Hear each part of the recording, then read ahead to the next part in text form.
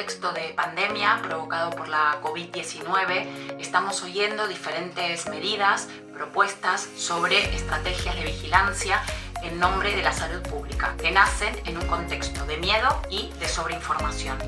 A las entidades comunitarias que hemos atravesado la epidemia del VIH, nos preocupa la estigmatización de los cuerpos, porque sabemos y conocemos firmemente las consecuencias negativas que esto genera. También nos preocupa cómo el bio y el telecontrol pueden llevar a la descolectivización, afectando así la calidad de vida y las libertades individuales, sobre todo de aquellas personas que se encuentran en procesos de fragilidad y de vulnerabilidad social. Por todo esto, las entidades comunitarias estamos convencidas que todas las medidas de salud pública que se tomen en este contexto de pandemia deben basarse en los derechos humanos y garantizar así los derechos fundamentales.